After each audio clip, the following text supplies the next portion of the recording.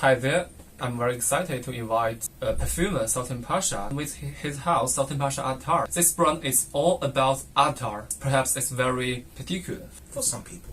It's all about the perfume oil without alcohol. So let me ask you why you create a house that in this formula? For a number of reasons. First of all, thank you for inviting me for this interview. Yes, going back to the subject with regards to the attars. There's a number of reasons why I decided to do the oils. Firstly, is to do with the fact that in the UK it is very difficult to ship internationally alcoholic perfumes, and myself being a small startup company, also do the oils in such a way that is very, very different to all the other oils that's available in the market. So already set up a USP, the unique selling point. Secondly, it is to do with my memories. When I was a child, one of my first experiences with attars was playing around with my grandfather's oils that he brought back from Mecca, Medina. I was maybe 3 or 4 years old, and I still remember the scent of dark amber. Not necessarily that much musk, but I remember the smell of shamamatul amber and rose and something else, and possibly very dark, smoky vetiver. Hopefully one day I'll be able to replicate that scent. But what I remember was I poured all the oils on the table and started mixing all them together. This was me, 3 or 4 years old. My parents weren't happy about that, what I did, but yes, I remember from a very young age playing around with oils and my family's perfumes. And for me, when it comes to perfumes, when I apply oils, I feel as though it transports me more than any other format of perfume. An attar on my skin. Within seconds, I'll be taken back into a particular time, particular moment, or possibly in another time, in another reality. So that's the second reason. Third is also in the Islamic culture. Not only in the Islamic culture, also in terms of, just in the Middle Eastern and the Asian culture in general, we have been using oils and incense for thousands of years. And in terms of Muslims especially, we have attar oils is synonymous. So for us, I wanted to, create compositions that with precious materials, which will give the person the connection, which will transport them. But transport them not with high amounts of synthetic, with actual, precious essential oils, precious absolutes, and precious resins.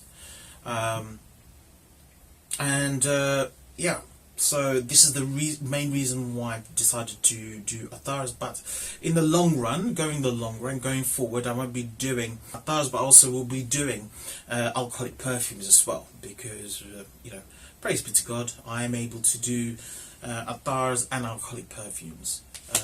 It's not good to put, as they say, egg in one basket or specialising in just one thing. It's good to broaden one's horizon. And I like a challenge, and I've challenged myself, and hopefully in the next year or so, the sprays will be ready.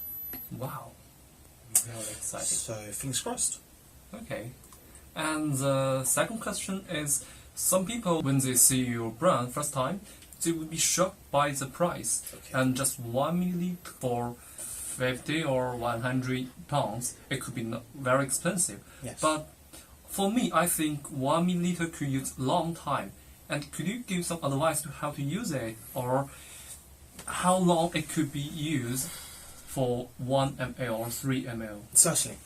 I mean, firstly, for those people that are concerned about the price per mil, you have to understand that the way I'm pricing is to do with my workmanship, the time, the energy, the money I spend, and also the fact that I'm working with very, very rare, precious materials.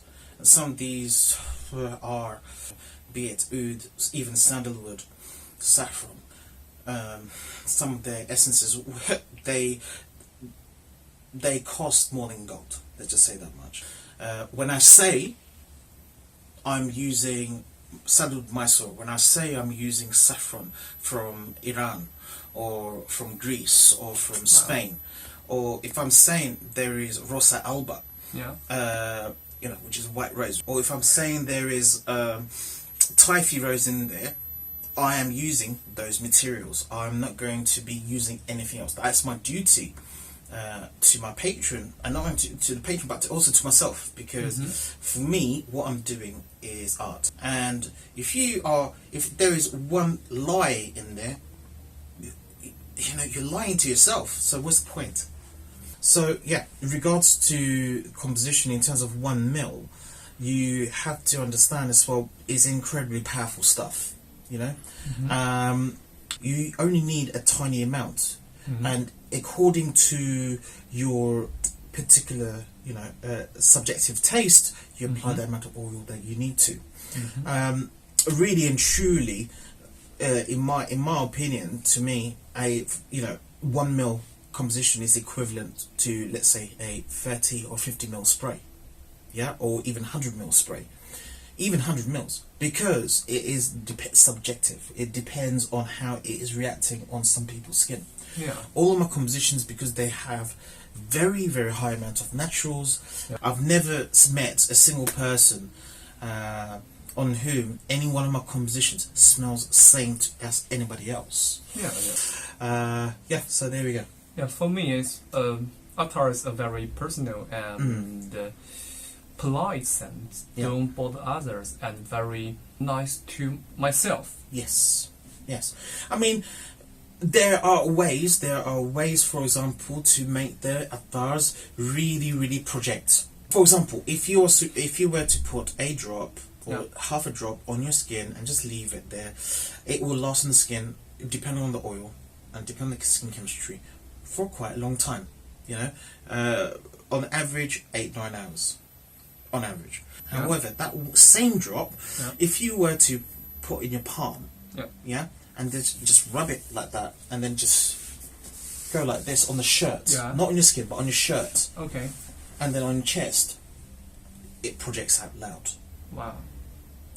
So it is all to do with surface area. It's basic physics and chemistry. So yes, I love this kind of attar. Thank you. Concentration. Let's talk about your 2 works. Okay. Sure. There you go. And this one is a very famous one called Ohom Danko. Right, that's it. This one made when? No. Basically, regards to Ohom Danko, I've made that 5 different batches. So I have to count again. Actually, it's 4 different batches. 4 different batches, and the very first batch I made in 2014. And the very first batch was just 3 mils. This big. Wow. That's the only batch that I had. That's the very first one that I made. And I sold it straight away to a very good friend of mine. I'll never forget that, so God bless her. And then after that, I made it again 3 more times. This is the 4th batch. You have right now what I would say is the final bottle right now of the 4th batch. So in the next few months, I am hoping to make the 5th batch. But I need to gather all the resources together. When I say resources, I mean the saffron, the honey. I've already got the oud, praise be to God. Sandalwood I already have, it's just that I need to get the saffron, I need to get the rose ready, which will take a bit of time, but I'm hoping that in the next 6 to 8 months that I will have the batch 5 ready. And yes, let's see how it goes. Wow, exciting.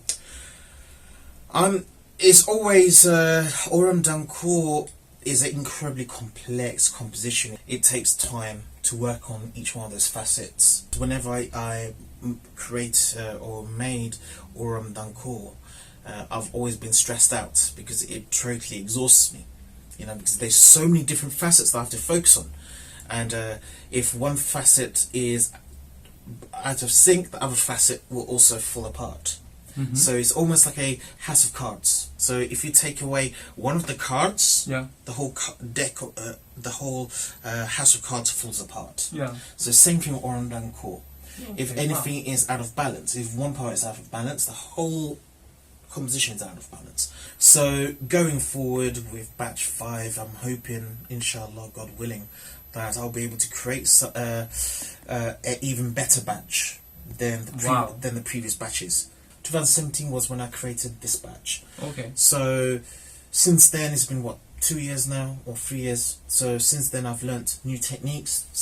I've seen new materials. So I'm hoping that I'll be able to make it even better. So we'll still have the Aurum d'Ancourt signature, but I'm hoping that yes, there will be even more beauty, even more facets, even more roundness, even more balance. Aurum d'Ancourt contains, at the top it contains saffron, and this saffron is Iranian saffron, the highest grade. Then you have sandalwood, you have Iranian rose from the Kashan region. You have 3 different grades of Kashani rose in there. You have Cambodian oud. Oud I use in this one is called Encens d'Ancourt, which is by Ansar Oud, which is sadly not available anymore. I've used a special type of jasmine in this, which up until recently was never used, which is called Jasminum auriculatum. Now, normally in perfumery you find Jasminum grandiflorum or Jasmine sambac. I decided to use auriculatum instead. You have ambergris, you have saffron resinoid, shamama, shamama, honey, a lot of things. Now, I would say it's my most complicated work for me so far. For me, it's the most beautiful jasmine perfume I made. Thank you. It's a very powerful jasmine and very oriental. It is the idea I wanted to evoke with Aurum d'Ancourt is gold. Aurum. You are literally, you put a drop and you feel transported into another time when there was, covered in gold and silk, purest and the best incense. I wanted to create a composition that makes you feel like royalty, and this was it. For me, when I'm creating composition, it is me trying to express what I can't express in words. I try to express using, in perfumery instead, and hopefully try to make people understand what I can't explain myself using my words. So, Let's talk about the second one. The second one, this is called Shadi. This is my very first ever composition. The very first one that I created. And with Shadi, I created her in 2013. And there is a good story behind this. And Shadi, basically, first of all, Shadi means marriage, wedding in Indian, in Sanskrit. In 2014, I travelled back to Bangladesh with my wife and my child, my eldest daughter. And when I was there, my wife presented me with a copper pot that she found as a child, when she was a child. In the copper pot were these dried roots, and they were very heavily scented. And they smelt of dried earth and dried woods, and I was going, what is this? This is amazing. And she told me this is called shunda. In Bengali or in Hindi it's called shunda. And I was going, what is shunda? And she was like, oh, if you mix this water and then you pound it, and basically you apply it on the skin becomes very fragrant. Okay. And I was very intrigued, and she was telling me how on the night before she was married to me, she was anointed with this root, shunda, with turmeric, with sandalwood powder, and all these other spices. You know, it's called haldi. You know, the whole celebration is called haldi, where the bride to be is anointed with this yellow paste made of turmeric and all these other herbs. Okay. And she was saying how she kept this so that she can remember that special day, because the smell takes her back to that time. And she asked me if I knew what this was in English, and I did not know. So for those few weeks that I was in Bangladesh, all I was doing, because I was quite bored there, I was researching on the phone, on the internet, what these roots are. So I remember typing Indian roots on Google and getting all these pictures, and I ordered all these different oils of these roots, and they were sent back to my London home. So once I got back to UK and I smelt those until I got to the right one, and then I was like, eureka, this is it, this is shunda. And lo and behold, I found out what the name was. The name of this material was Cypriol, or else known as Nogamofa. Oh, Nogamofa. Nogamofa. So as a result, you know, my wife was still in Bangladesh at that time. I was back in the UK. You know, I was working the bank at the same time as well. Okay. The little money that I had, I bought few ingredients. I bought Gardenia Absolute. Wow. And once I got the Gardenia, I opened the Gardenia and I was like, oh man, this is it. This reminds me of my wedding night. And so I thought I'll surprise her when she comes back from Bangladesh with a bottle of of my own made composition. And so I ordered a small bottle of sandalwood, Nogamofa, some turmeric oil, some cardamom, some cedar, some vetiver, jasmine and rose, and various other materials. And I thought, okay, let me experiment. And somehow or another, praise be to God, I managed to create a composition that smelled like a composition, which is this. And when she came down, when I met her in the airport, I gave it to her, and her first response was, "Is this an amouage?" I said, "No, this is not an amouage attar," because I used to have a lot of amouage attars at that time. I said to her, "No, this is not an amouage attar. This is my work. I made it." She was like, "No way." I said, "Yes, I did." And she was shocked. And that's how Shadi came into about. And basically, the Shadi composition is, it sells up pretty quickly. But I only make this small amount, this is 36 ml. Yeah. So, and the reason is because, of course, when it's a smaller batch, I'm in much better control in controlling how the batch turns out. Previous to this, the batch ran out in September, and this is the recent batch which I made again last week.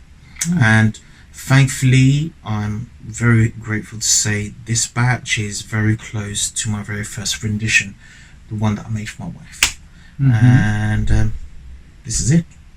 And I think you've smelt it, or is still on you? Yeah, I smell it, and for me, I compare to my Shadi. It's last Asian. Yeah. Yeah, this one, he takes off the part of the rubber. Okay. That plastic part. This one got more floral and more balance for me. You see that rubber part that you're talking about was the actual tuberose that I used in this. So,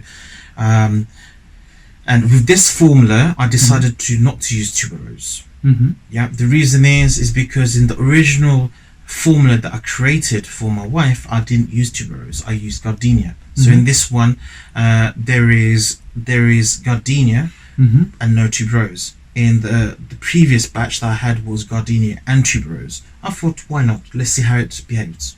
Wow, this one, Sultan's Roman pick. I try. Love it. Thank you. So thank you. You're more than welcome. Thank you so much. Do you keep in touch? Yeah, thank you. Of course. Take care. Take care.